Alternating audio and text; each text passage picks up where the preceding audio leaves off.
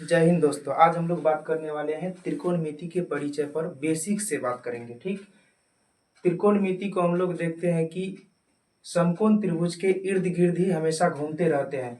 तो हम लोग जानेंगे आखिर समकोण त्रिभुज होता क्या है।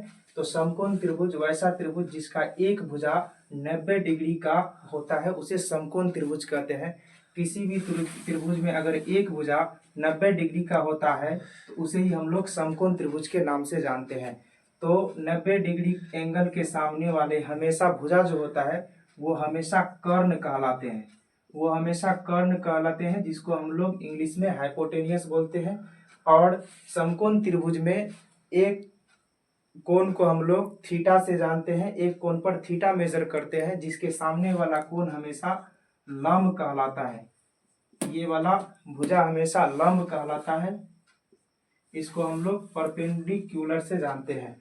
ठीक, और ये नीचे का जो भुजा बचा हुआ है इसको हम लोग जानते हैं आधार से। इसको हम लोग आधार से जानते हैं, जिसको हम लोग बेस बोलते हैं। ये है समकोण त्रिभुज। समकोण त्रिभुज में एक कोण जो होता है हमेशा 90 डिग्री का होता है, उसके सामने वाला कोण कर्ण कहलाता है। और इसमें एक कोण को हम लोग थीटा से मेजर करते हैं, जिसको हम लोग जिसकी नज़र से हम लोग देखते हैं कि ये समकोण त्रिभुज है। और थीटा के सामने वाला भुजा जो है हमेशा लंब होता है और एक भुजा आधार होता है। इसमें दो मेन बात आता है, इसको आप लोग नोट करके लिख लीजिएगा। जैसे कि 90 डिग्री के सामने वाला भुजा हमेशा कर्ण होता है और थीटा के सामने वाला भुजा हमेशा लंब होता है। तो आप लोग को ये समकोण त्रिभुज समझ में आ गया होगा और हम लोग आगे चलते हैं, देखते हैं आगे। अब समकोण त्रिभुज पर एक वैज्ञानिक आए जिसका नाम था पाइथागोरस। उसने समकोण त्रिभुज पर खोज किए, खोज करके एक प्रमेय दिए, जो प्रमेय का नाम है पाइथागोरस प्रमेय। उसमें वो कह रहा है कि समकोण त्रिभुज में सबसे बड़ी भुजा कर्ण। तो कर्ण तो हमेशा किसके सामने होता है? 90 डिग्री के सामने। ये कर्ण को वो जो है वैज्ञानिक क्या बोले हैं? सबसे बड़ी भुजा। सबसे बड़ी भुजा, इसको उसने बोले हैं सबसे बड़ी भुजा। ये कर्ण को सबसे बड़ी भुजा कर्ण का वर्ग, यानी कर्ण का वर्ग अन्य दो भुजाओं के वर्गों के, यानी लेना है कर्ण का वर्ग यानी स्क्वायर। कर्ण का वर्ग जो है अन्य दो भुजाओं, इसको पढ़ना है लाइन को, अन्य दो भुजाओं के वर्गों के योग। अन्य दो भुजा क्या है इसमें? एक इसमें है लंब और ये नीचे वाला है आधार। ये नीचे वाला आधार है। अन्य दो भुजाओं के वर्गों, यानी लंब है एक तरफ और एक तरफ आधार है। एक तरफ आधार है, यानी बोल रहा है कि अन्य दो भुजाओं के वर्गों, यानी इसका वर्ग करना है। उसके बाद वर्गों के योग के बराबर होते हैं। योग मतलब प्लस, वर्गों के योग के बराबर होते हैं। ये है पाइथागोरस प्रमेय। पाइथागोरस प्रमेय में जो है एक भुजा होता है कर्ण, जो जिसको ये बोला है कि सबसे बड़ी भुजा है। सबसे बड़ी भुजा जो है अन्य दो भुजाओं के वर्गों के योग के बराबर होते हैं। पाइथागोरस प्रमेय। हम लोग कर्ण को h से जानते हैं, इसलिए h का वर्ग h का स्क्वायर बराबर लंब को हम लोग परपेंडिकुलर से जानते हैं, यानी p का स्क्वायर प्लस आधार को हम लोग बेस यानी b से जानते हैं, b का स्क्वायर। ये हमारे पास एक पाइथागोरस प्रमेय निकल के आया है, जो है h स्क्वायर बराबर p square plus b square. Hindi में जाने तो कर्ण का वर्ग बराबर लंब का वर्ग प्लस आधार का वर्ग। ठीक, अब हम लोग चलते हैं सवाल की ओर। अब आगे है एक एग्जाम्पल जिसमें दिया हुआ है, यदि साइन थीटा बराबर 3/4 हो तो कोस थीटा और टेन थीटा का मान ज्ञात कीजिए। यानी साइन थीटा बराबर 3/4 दिया हुआ है, बोल रहा है कि कोस थीटा और टेन थीटा ज्ञात करने के लिए। तो साइन थीटा बराबर हम लोग को पहले से पता है कि साइन थीटा बराबर होगा लंब बट्टे कर्ण। लंब बट्टे कर्ण, लंब बट्टे कर्ण, जिसका मान दिया हुआ है 3/4। कितना है? 3/4। अब बताए आप लोग कि इसमें लंब कितना है? लंब बराबर है 3 और कर्ण बराबर है 4। तो 3 और 4 के साथ हम लोग को के भी लगाना है। के एक नियतांक है जो इसको बैलेंस बना रहा है, अगर के नहीं देंगे तो हमारा नंबर कट जाएगा। ठीक, तो आगे हम लोग चलते हैं। देखिए लंब दिया हुआ है, कर्ण दिया हुआ है, इसमें एक चीज छूट रहा है, आधार। आधार आधार हम लोग को कुछ नहीं है, तो आधार हम लोग को ज्ञात करना है। तो आधार ज्ञात करने के लिए हम लोग पढ़े थे पाइथागोरस प्रमेय, जिसमें होता है कर्ण स्क्वायर बराबर लंब स्क्वायर प्लस आधार स्क्वायर। तो आधार हम लोग को पाइथागोरस प्रमेय से निकालना है। तो पाइथागोरस प्रमेय होता है, हम ये साइड में लिख लेते हैं, लंब कर्ण कितना है और आधार कितना है। उसके बाद पाइथागोरस प्रमेय से चलेंगे। पाइथागोरस प्रमेय होता है कर्ण का वर्ग बराबर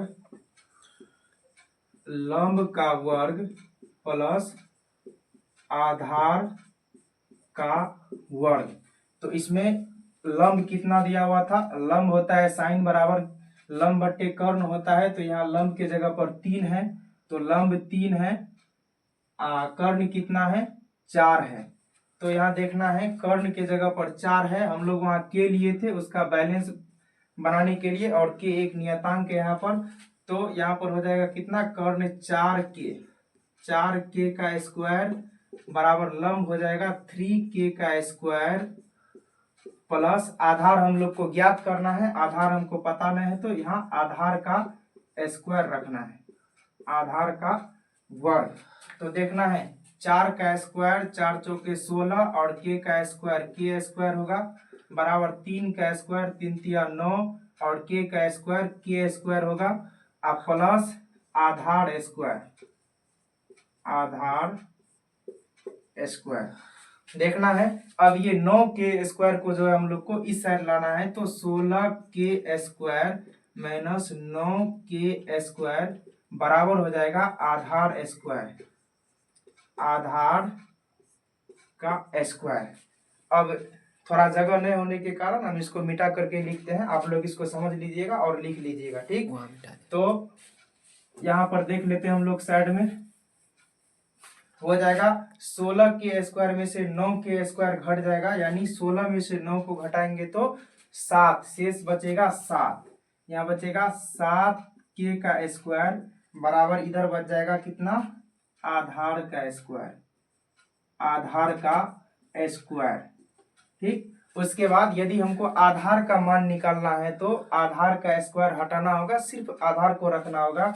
तो इधर उधर अगर बराबर से उस साइड स्क्वायर को हटाएंगे तो इस साइड रूट चढ़ेगा, तो हो जाएगा 7 के का स्क्वायर बराबर इस साइड आधार। हम लोग को पता है कि अगर कहीं भी स्क्वायर होता है तो स्क्वायर का मतलब होता है यहाँ के का स्क्वायर है, यानी रूट के अंदर क्या है, के गुना के गुना के, तो रूट 7 तो यहाँ निकलेगा नहीं, तो रूट 7 का रूट 7 होगा। ये के जो है एक के 2 के यहाँ गुणनखंड बन करके एक के बाहर आएगा, तो हो जाएगा रूट 7 के बराबर आधार, रूट 7 के बराबर आधार। तो हम लोग को आधार का भी मान निकल चुका है। अब हम लोग कोस थीटा और टेन थीटा का मान ज्ञात कर सकते हैं, तो इसको आप लोग नोट कर लीजिएगा अच्छे से। अब देखते हैं हम लोग को कोस थीटा और टेन थीटा का मान क्या निकल करके आता है। देखना है लंब का मान निकला है, लंब का है 3 के और कर्ण का है, कर्ण बराबर था 4 के और आधार का निकला है, आधार बराबर रूट 7 के। अब निकालना है कोस थीटा, कोस थीटा बराबर होता है, जैसे कि साइन थीटा बराबर होता है लंब बट्टे कर्ण, तो कोस थीटा बराबर होता है आधार बट्टे कर्ण। कोस थीटा बराबर होता है आधार बट्टे कर्ण। तो आधार हम लोग के पास क्या निकला है, रूट 7 के, अब बट्टे कर्ण क्या है, कर्ण है 4 के, यही इसका आंसर हो जाएगा। अब है दूसरा क्या, टेन थीटा। तो टेन थीटा बराबर होता है, टेन थीटा बराबर होता है लंब बट्टे आधार। तो हम लोग को लंब कितना है 3 के, तो 3 के हो जाएगा यहाँ पर 3 के बट्टे आधार कितना है, आधार निकला है √7k, √7k, यही इसका आंसर हो जाएगा। तो आई होप आप लोग को अच्छे से समझ में आ रहा होगा। ये हमारा जो है पहला वीडियो था त्रिकोणमिति पर, लॉन्ग वीडियो। अगर आप लोग को कुछ भी अच्छे से समझ में आया हो तो इस चैनल को कुछ आगे बढ़ाने का कोशिश कीजिएगा और एक लाइक और एक सब्सक्राइब दे के जाइएगा। जय हिंद, जय भारत।